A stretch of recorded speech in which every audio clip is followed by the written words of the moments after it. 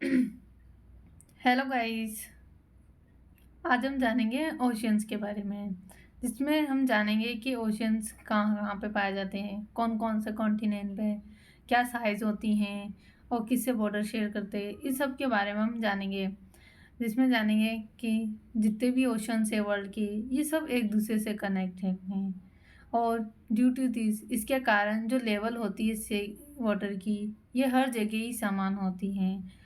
और जब यहाँ पर लैंड को मापते हैं तो ये सी लेवल से ही मापा जाता है, और सी लेवल से ही यहाँ पर इसको जीरो लिया जाता है, जिसके हिसाब से यहाँ पर लैंड की जो सरफेस होती है उसको मापते हैं। वेव्स, टाइड, ओशन करंट, ये सब 3 मेन मोमेंट्स है ओशन वाटर के। और यहाँ पर 5 मेजर ओशन है, जैसे कि हो गया Pacific ocean, Atlantic ocean, Indian ocean, Arctic और साउथर्न ओशन। ठीक, और हम एक एक करके सारे ही ओशंस के बारे में जानेंगे। सबसे पहले हम पढ़ेंगे पैसिफिक ओशंस के बारे में।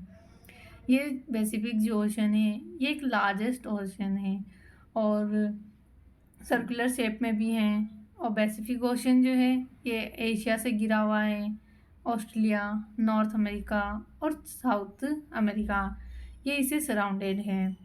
और नेक्स्ट है अटलांटिक ओशन। अटलांटिक ओशन क्या, ये सेकंड लार्जेस्ट ओशन है जो कि एस शेप में है। मतलब जो नॉर्थ अमेरिका है और साउथ अमेरिका, ये इस ओशन के वेस्ट में, जैसे कि हम यहाँ पर मैप में देखेंगे, नॉर्थ और साउथ जो है ये अटलांटिक ओशन के वेस्ट साइड पर पड़ता है। और यूरोप और अफ्रीका जो है ये ईस्ट पर है अटलांटिक ओशन के। अब नेक्स्ट है इंडियन ओशन। इंडियन ओशन जो है, इस ओशन को नाम दिया गया था एक कंट्री के बाद। और ये जो ओशन है ये लगभग ट्रायंगुलर शेप में है, जिसमें एशिया जो है वो नॉर्थ की ओर है, अफ्रीका ये वेस्ट साइड की ओर है, और Australia is toward east of this ocean. मतलब कि जो ऑस्ट्रेलिया है इस ओशियन के ईस्ट की ओर पड़ता है।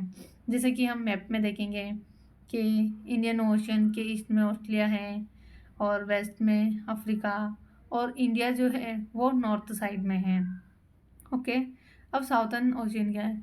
ये ओशियन जो है पूरे ही अंटार्कटिक को घेरे हुए हैं। ये नॉर्थ से लगभग, और sorry, southern ocean, southern ocean जो है ये ओशियन मतलब कि पूरे ही अंटार्कटिक को घेरे हुए हैं, और ये नॉर्थ वर्ड से 60 डिग्री साउथ लैटिट्यूड तक फैला हुआ है। ओके, अब नेक्स्ट है आर्कटिक ओशन क्या है। This ocean is with in the Arctic circle. मतलब कि जो आर्कटिक ओशन है ये आर्कटिक सर्कल के अंदर है, और ये पूरे ही नॉर्थ पोल को घेरे हुए हैं।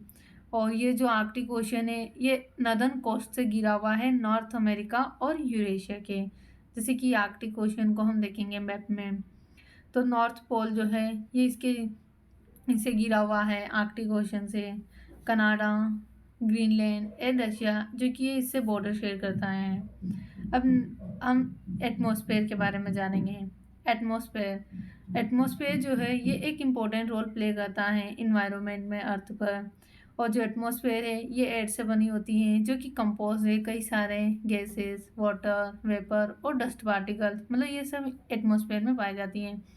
और अब नेक्स्ट है कंपोजिशन के बारे में जानेंगे एयर के।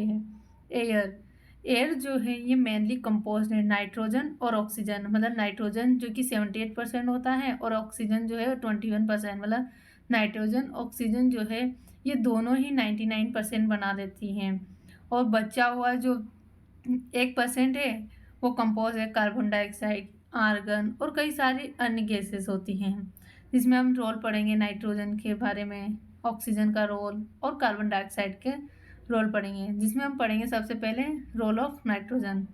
नाइट्रोजन जो है ये इम्पोर्टेंट है प्लांट्स के लिए, क्योंकि जो प्लांट्स है इसमें कई सारे इम्पोर्टेंट मॉलिक्यूल्स होती हैं। सॉरी, नाइट्रोजन जो है ये इम्पोर्टेंट है प्लांट्स के लिए, क्योंकि जो प्लांट्स है ये कई सारे इम्पोर्टेंट मॉलिक्यूल्स को बनाते हैं नाइट्रोजन से। अब नेक्स्ट है रोल ऑफ ऑक्सीजन। ऑक्सीजन क्या होती है। ऑक्सीजन जो है ये लिविंग बीइंग के लिए ज़रूरत होती है रेस्पिरेशन के लिए। इसके अतिरिक्त जो ऑक्सीजन है इस ये ज़रूरी होती हैं बर्निंग के लिए, जो भी जितने भी फ्यूल्स रहते हैं उनके। अब role of carbon dioxide. Carbon dioxide जो है इसको यूज़ किया जाता है प्लांट्स के द्वारा फोटोसिंथेसिस के द्वारा, जिसमें रिकॉल किया जा सकता है कि जो फोटोसिंथेसिस है ये एक प्रोसेस है जिसके द्वारा जो प्लांट्स है ये अपना खुद का फूड बनाते हैं। अब लेयर्स के बारे में जानेंगे एटमॉस्फेयर के। एटमॉस्फेयर जिसको डिवाइड किया गया है कई सारे लेयर्स में, जिसमें हम कुछ लेयर्स 5 लेयर्स के बारे में जानेंगे। फर्स्ट है ट्रोपोस्फेयर, जो ट्रोपोस्फेयर होती है जो कि सबसे ऊपर होती हैं। उसके बाद स्ट्रेटोस्फेयर होती हैं। स्ट्रेटोस्फेयर के ऊपर मेसोस्फेयर जो कि मिडल वाली लेयर होती हैं। थर्मोस्फेयर और एक्सोस्फेयर। जैसे जैसे ऊपर जाते हैं तो यहाँ पर जो टेम्परेचर होता है एटमॉस्फेयर में ये यहाँ पर घटता जाता है, और जो डेंसिटी है एटमॉस्फेयर की वो भी चेंज हो जाती है जैसे ही ऊंचे बढ़ मतलब हाइट के साथ। और जो एयर होती है वो मैक्सिमम डेंसिटी पर होती है मतलब कि सी लेवल पर, और ये बहुत ही कम होती है जैसे जैसे ऊपर जाते हैं। तो ह्यूमंस जो है वो कंफर्टेबल फील करते हैं जब यहाँ पर ब्रीथिंग ली जाती है नॉर्मल प्रेशर्स के अंडर में, और जब एटमॉस्फेरिक प्रेशर कम हो जाता है तो यहाँ पर डिफ़िकल्ट हो जाती हैं सांस लेने के लिए। अब एटमॉस्फेरिक प्रेशर, जब जो एटमॉस्फेरिक प्रेशर है ये बहुत ही कम होता है हाई माउंटेन्स पर, और ड्यू टू दिस इसके कारण क्या होता है कि जो माउंटेनियर्स होते हैं उनको ज़रूरत होती है ऑक्सीजन सिलेंडर्स ले जाने के लिए जब वो माउंटेन्स पर जाते हैं, और इसीलिए उनको कंफर्टेबल भी होता है हाई एल्टीट्यूड पर। और कुछ यहाँ पे विभिन्नता है प्रेशर्स में जो कि इम्पोर्टेंट रोल प्ले करते हैं वाइन के मोमेंट्स में। एयर जो है ये हाई प्रेशर से लो प्रेशर्स की ओर मूव करता है, और जो मूविंग एयर है उसे हम यहाँ पर वाइन कहते हैं। अब नेक्स्ट है हाइड्रोस्फेयर। हाइड्रोस्फेयर मतलब 71% से ज़्यादा जो अर्थ सरफेस है वो कवर है वाटर के साथ, लेकिन 97% जो टोटल वाटर है वो अर्थ पर अवेलेबल है एक सेलाइन वाटर के रूप में ओशियंस और सीज में। और नेक्स्ट है बायोस्फीयर। बायोस्फीयर जो कि 3 लेयर से बनी हुई है, लिथोस्फीयर, हाइड्रोस्फीयर और एटमॉस्फेयर से, और ये जो तीनों स्पेस हैं ये कांटेक्ट में आती हैं एक नैरो जोन से, इसे ही यहाँ पर बायोस्फीयर कहते हैं। मतलब कि जो नैरो जोन है कांटेक्ट का वो लिथोस्फीयर, हाइड्रोस्फीयर और एटमॉस्फेयर के बीच में होता है, इसे ही यहाँ पर बायोस्फीयर कहा गया है। और जो लाइफ होती है ये एग्जिस्ट करती है इस जोन में, और कई सारी वेराइटीज़ है ऑर्गेनिज्म की वो भी एग्जिस्ट करती है अर्थ पर। और जितने भी लिविंग बींग्स होते हैं मतलब जितने भी जीवित प्राणी होते हैं वो सब यहाँ पर एक दूसरे से लिंक्ड है उनके सर्वाइवल के लिए, मतलब कि उनके सर्वाइवल के लिए दे आर आल्सो लिंक। और ये कई सारे जो होते हैं वो लिंक भी है प्रत्येक नॉन लिविंग थिंग से उनके सर्वाइवल के लिए। Thank you guys.